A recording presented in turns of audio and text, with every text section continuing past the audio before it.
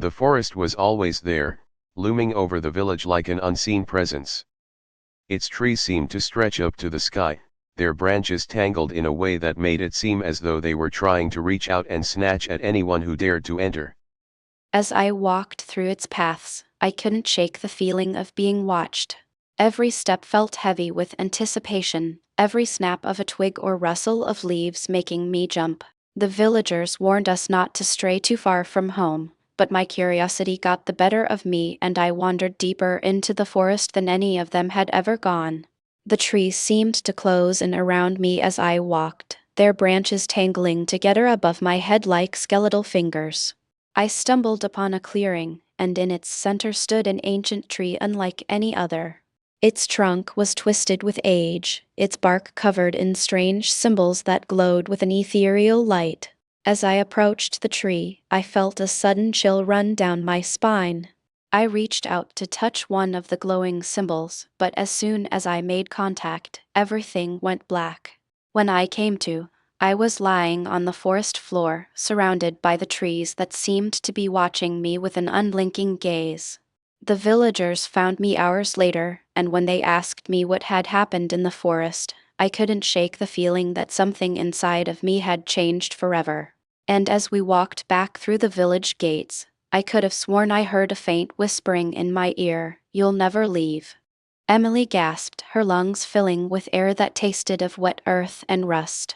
She was no longer standing in the forest. Instead, she lay sprawled on a cold stone floor, the darkness above her so complete it felt like a physical weight. When she tried to sit up, her fingers brushed against carved symbols in the stone, symbols that seemed to pulse with a faint, sickly green light. She didn't recognize them, but somehow she understood their meaning: trapped, forgotten, forever. The whispering had stopped, but the silence that replaced it was somehow worse. Emily forced herself to her feet and realized she was in a vast circular chamber, its walls lined with mirrors.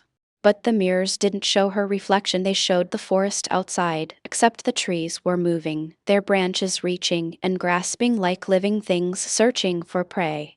In each mirror, she saw a different version of the same scene: children wandering between the trunks, their black eyes scanning the darkness for something only they could see. A door materialized in front of her, carved from wood that still bled sap.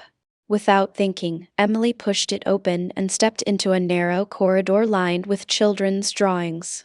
The crayon sketches showed stick figures running from twisted shapes, houses with no doors, and suns that were black instead of yellow. One drawing stopped her cold: a girl with brown hair and a red coat, labeled in uneven handwriting with the name Emily. She didn't remember drawing it, and yet the lines felt familiar beneath her trembling fingers.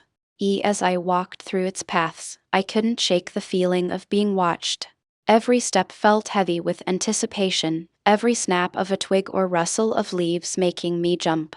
The villagers warned us not to stray too far from home, but my curiosity got the better of me and I wandered deeper into the forest than any of them had ever gone. The boy reached out and touched Emily's forehead with a finger colder than ice.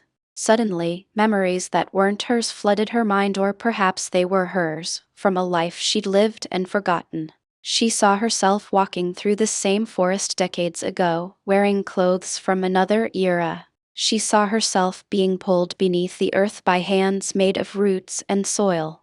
She saw herself waking in this very chamber, just as confused, just as terrified, before the children had welcomed her into their number.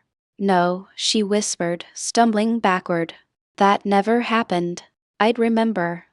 But even as she denied it, her skin began to pale in the dim light. Her reflection appeared in a cracked piece of mirror lying on the floor, and she watched in horror as her brown eyes flickered, then darkened, then turned black as coal. The boy laughed, a dry, rasping sound like leaves skittering across pavement. "You always say that," he told her. "And then you forget again. And again. And again. This place doesn't let anyone leave, Emily. It just lets them pretend they haven't already been here forever." Emily screamed and ran, her feet carrying her through corridors that twisted and rearranged themselves behind her.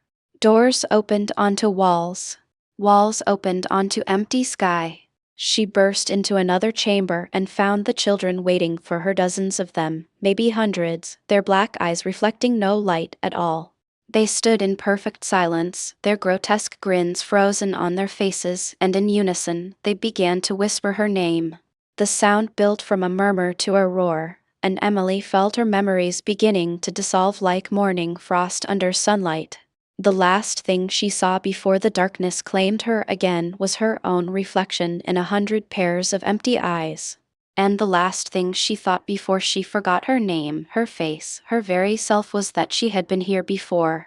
She had always been here. And she would always be here, trapped in the space between one forgotten life and the next, while somewhere far above, a forest shrouded in mist waited patiently for its next visitor to wander in.